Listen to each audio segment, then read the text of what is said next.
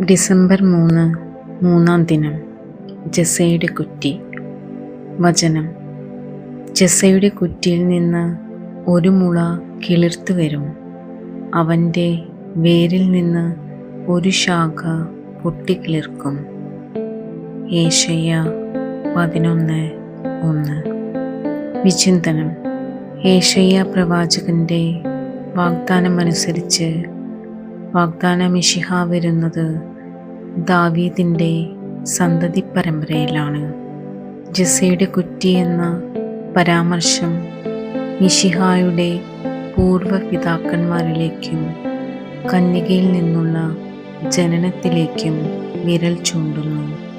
ജസ്സയുടെ കുറ്റിയെക്കുറിച്ചുള്ള ചിന്തകൾ രക്ഷാകര ചരിത്രത്തിൻ്റെ സത്യങ്ങളിലേക്ക് വെളിച്ചം വീശുന്നവയാണ്.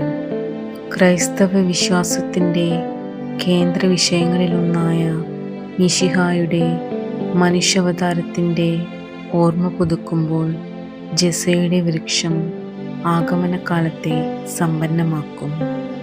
പ്രാർത്ഥന. സ്വർഗീയ പിതാവേ, ഞങ്ങളുടെ പ്രഭാത നക്ഷത്രമായി ജസ്സയുടെ വൃക്ഷത്തിൻ്റെ കന്നിയായി ഈശോയെ ഞങ്ങൾക്ക് നൽകിയല്ലോ. പുതിയ ഇസ്രായേലായ സഭ വിശുദ്ധ മാമോദീസായിലൂടെ ഈശോയുടെ വംശാവലിയുടെ ഭാഗമായിത്തീരുന്നു. നല്ല പിതാവേ, ഞങ്ങളുടെ ജ്ഞാനസ്നാന വാഗ്ദാനങ്ങളെ ഈ ആഗമനകാലത്ത് ഞങ്ങൾ പുതുക്കി പ്രതിഷ്ഠിക്കുന്നു.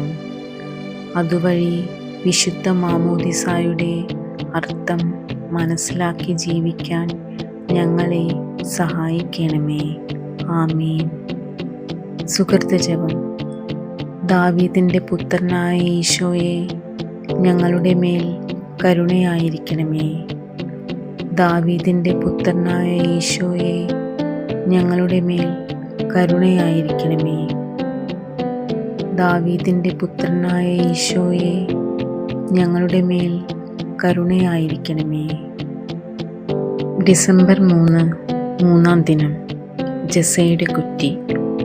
വചനം: ജസ്സയുടെ കുറ്റിയിൽ നിന്ന് ഒരു മുള കിളിർത്തു വരും, അവൻ്റെ വേരിൽ നിന്ന് ഒരു ശാഖ പൊട്ടിക്കിളിർക്കും. യേശയ്യാ 11:1. വിചിന്തനം: യേശയ്യാ പ്രവാചകന്റെ വാഗ്ദാനമനുസരിച്ച് വാഗ്ദാന മിശിഹ വരുന്നത് ദാവീദിൻ്റെ സന്തതി പരമ്പരയിലാണ്. ജസ്സയുടെ കുറ്റി എന്ന പരാമർശം മിശിഹായുടെ പൂർവ്വപിതാക്കന്മാരിലേക്കും കന്യകയിൽ നിന്നുള്ള ജനനത്തിലേക്കും വിരൽ ചൂണ്ടുന്നു.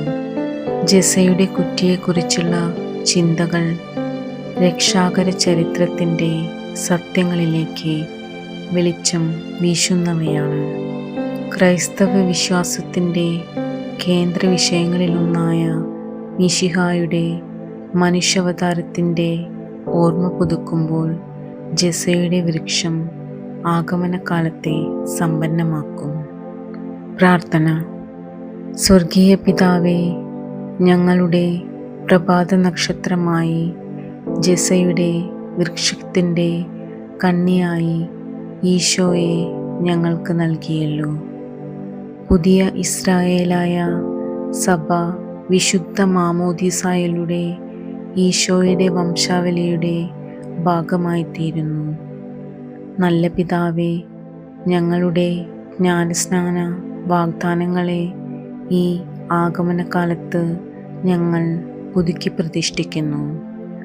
അതുവഴി വിശുദ്ധ മാമോദീസായുടെ അർത്ഥം മനസ്സിലാക്കി ജീവിക്കാൻ ഞങ്ങളെ സഹായിക്കണമേ. ആമീൻ.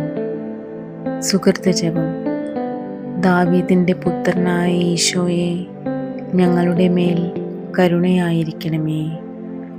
ദാവീദിൻ്റെ പുത്രനായ ഈശോയെ, ഞങ്ങളുടെ മേൽ കരുണയായിരിക്കണമേ. ദാവീദിൻ്റെ പുത്രനായ ഈശോയെ, ഞങ്ങളുടെ മേൽ കരുണയായിരിക്കണമേ.